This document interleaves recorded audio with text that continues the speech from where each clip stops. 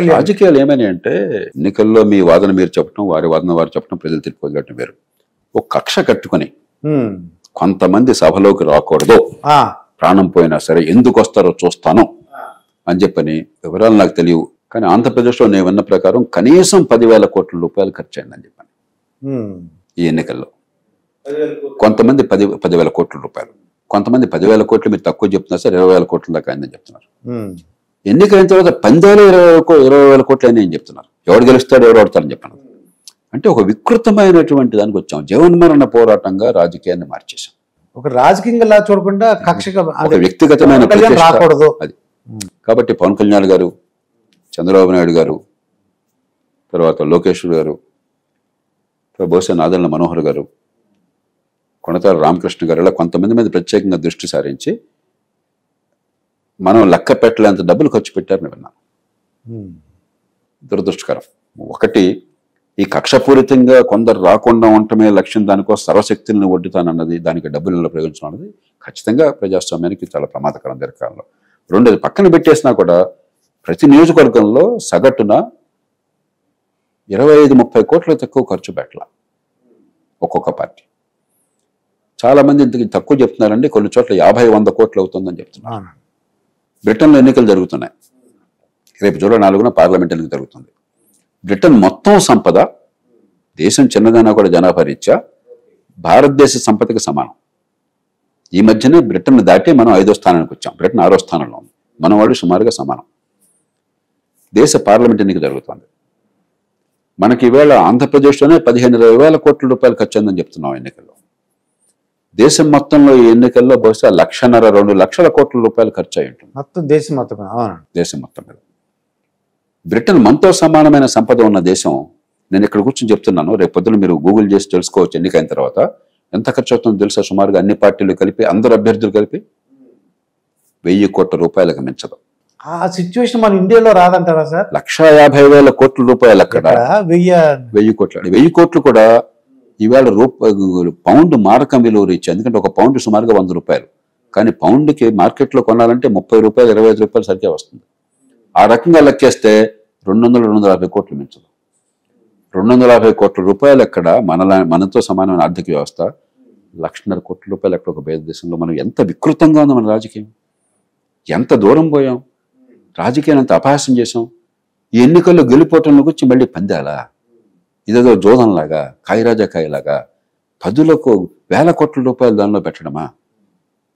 కాబట్టి ఎవరు నెగ్గినా కూడా సరే అయిపోయింది, ప్రజలు తీర్పిచ్చారు, చేద్దాం.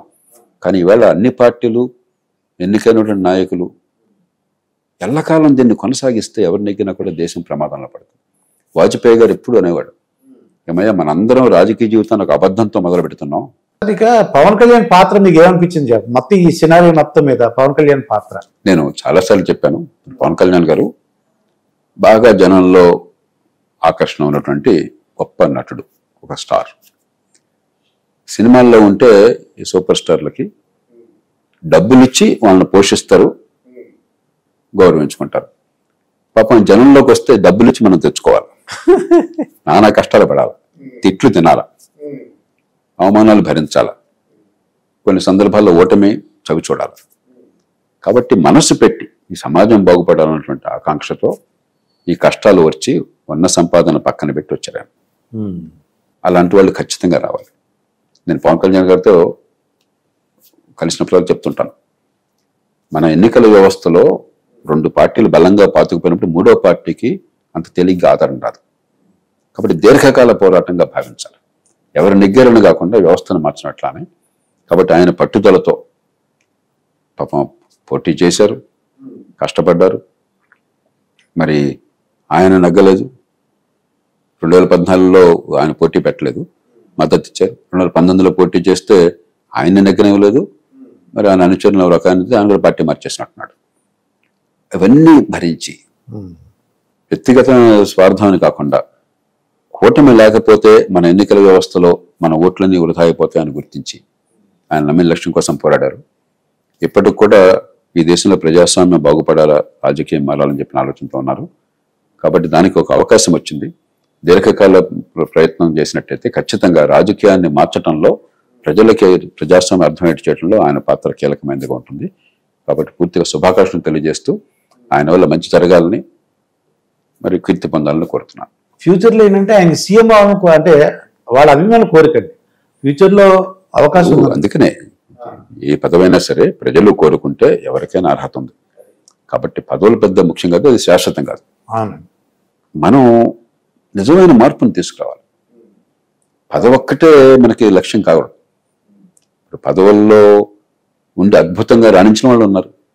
వాజ్పేయి గారు మరి సొంత బలం పూర్తిగా లేకపోయినా కూడా 20 పార్టీలతో కలిపి ఈ దేశంలో ఎప్పుడు జరిగిన విజయాలు సాధించారు. జాతీయ రహదారులు కావచ్చు, మొబైల్ ఫోన్లు కావచ్చు, మౌలిక సదుపాయాల కల్పన కావచ్చు, ప్రపంచంలో మన మీద ఆంక్షలు పెట్టినా కూడా ఈ పొఖలను అనుభవించుకోవటం వల్ల అవన్నీ కూడా ఎదుర్కొని ధైర్యంగా చాలా ముందు చూపుతో అందరినీ కలుపుకుపోయి గొప్ప అభివృద్ధిని సాధించారు. ఆయన ఓడించారు. ఆయన ఓడిస్తే ఆయన బాధపడలా. నేను ఓడిపోవచ్చు, మా పార్టీ ఓడిపోయి ఉండొచ్చు, ఇది ప్రజాస్వామ్య విజయం, ఈ దేశానికి విజయం అన్నాడు. అది అంతే. కాబట్టి పదవి శాశ్వతం కాదు. అలాగే పదవి లేకుండా దేశాలను మార్చిన వాళ్ళు చాలా మంది ఉన్నారు. పదవి నుండి దరిద్రులైన వాళ్ళు చాలా మంది ఉన్నారు. ఈడీ అమీన్ ఒక 10 ఏళ్ల పాటు రాజ్యం చేశాడు వాడు అక్కడ యుగాండాలో. ఎవరు వాడి గురించి గొప్పగా చెప్పుకోరు. కాబట్టి పదవులు వస్తాయి తప్పకుండా. కానీ అంతకంటే ముఖ్యం మీ పాత్ర సమాజాన్ని మంచి మార్గాన్ని నడిపించడంలో, చరిత్రను మలుపు తిప్పడంలో ఏ పాత్ర ఉందని చెప్పినది. అలాంటి పాత్రని ఈ పెద్దలంతా తీసుకుంటారన్న విశ్వాసం నాకున్నది. ఇప్పుడు తెలుగు ప్రజలండి కేసీఆర్ గారిని జగన్మోహన్ రెడ్డి గారిని కంపేర్ చేశారండి. తెలంగాణలో ఎందుకు పోయిందంటే ఆయన ఎవరిని కలవలేదు అంటే ప్రజలు అనుకునే మాటలు. ఎమ్మెల్యేలు మినిస్టర్లు కూడా కలవలేదు. తర్వాత అంటే ఒక 100 మంది, ఒక 80 మంది ఎమ్మెల్యేల మీద ఎన్ని ఎలిగేషన్స్ ఆన్లో పెట్టారట. అక్కడ ఏం చేశారంటే జగన్మోహన్ రెడ్డి గారు ఎవరిని కలవలేదు, మినిస్టర్లు కలవరు, కానీ 80 మంది ఎమ్మెల్యేలు మార్చారు, ప్లేస్లు మార్చారు, అయినా సరే ఓడిపోయారండి. అందుకని ఇప్పుడు జయాపజయాలకి మనం రకరకాల వ్యాఖ్యానాలు చేయడం కానీ అది స్పష్టంగా ఎవరికైనా తెలుసని నేను అనుకోను. అలాగే ఎలక్షన్లు అయ్యేదాకా, ఎలక్షన్లు అయ్యేలాగా అందరూ పండితులుగా చెప్తారు కానీ ఎలక్షన్లు అయ్యేదాకా ఏం జరుగుతుందో ఎవరో కూడా దుడ్డుని వేస్ట్ చేయరు. అది మన ప్రజలు మనం ఊహించిన దానికంటే పెద్దగా చదువు లేకపోయినా కూడా ఇంగిత జ్ఞానం అన్నది కలెక్టివ్గా సామూహికంగా ఒక భావజాలం ప్రవేశిస్తుంది. అది సామూహిక భావజాలం నుంచి దేశం నియంత్రణలో పడుతోంది, ముస్లింలందరికీ అన్యాయం జరిగిపోతుంది, హైందవ రాజ్యం అని చెప్పంటే ఈ ప్రజలు నిశ్శబ్దంగా చెప్పారు. మన ప్రజలంతా అన్ని సందర్భాల్లో కూడా విచక్షణ ఉందని నేను అంటల్లా, పొరపాట్లు జరగచ్చు. ఉదాహరణకు మన మనసులో తెలంగాణ వాడు అంటే ఆంధ్ర వాడు తక్కువరా అని తెలంగాణ అనుకుంటారు, ఆంధ్ర వాడు తెలంగాణ యాస తక్కువరా అని వాడు అనుకుంటాడు. మనందరం తమిళని అరవవాడురా అనుకుంటాం. ముస్లింని తురక అనే పదం టర్క్ నుంచి వచ్చినా కూడా అదే తక్కువగా మనం తురకోడరా అని మనం అనుకుంటాం. ఉత్తరాది వాళ్ళు, దక్షిణ ఇవన్నీ ఉంటాయి మనకి. కానీ ఎన్ని ఉన్నా కూడా ఒక గీత దాటం మనం. ఈ దేశంలో ఉన్న గొప్పతనం అది.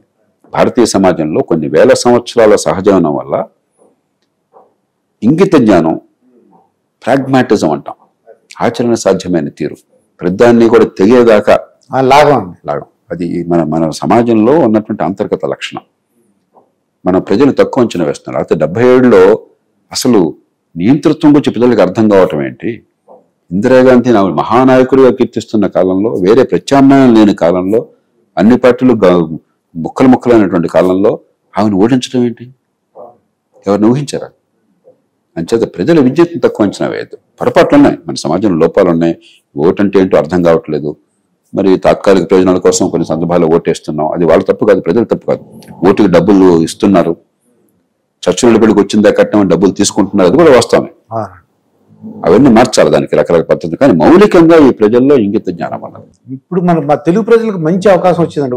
అంటే ఎస్పెషల్లీ ఆంధ్రప్రదేశ్కి ఒక దెబ్బకి 2 పెట్లు అన్నట్టు ఇక్కడేమో ఆంధ్రప్రదేశ్లో ప్రభుత్వం మారింది, కేంద్రంలో కూడా మన తెలుగు వాళ్ళు అంటే చక్రం తిప్పు అంటారు కదండి, ఆ చక్రం తిప్పడానికి లేదా ఒక ఇంపార్టెంట్ రోల్ ప్లే చేయడానికి మాకు అవకాశం వచ్చిందండి.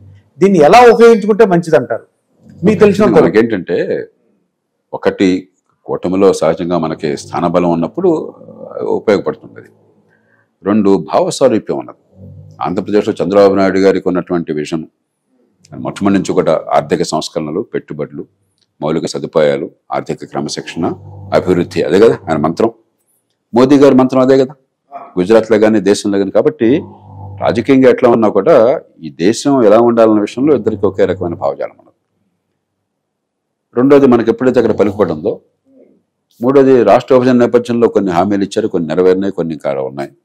ఆ నేపథ్యంలో మనం ఖచ్చితంగా మనకి పనులు వేగంగా జరిగే అవకాశం ఉంది. కానీ మనం కూడా ఏంటంటే అన్ని ఎక్కడి నుంచి వస్తాయని ఆశపడకూడదు. మనది ఒక కోఆపరేటివ్ ఫెడరలిజం, కాంపిటేటివ్ ఫెడరలిజం, పోటీగా ఉన్న ఫెడరల్ వ్యవస్థ.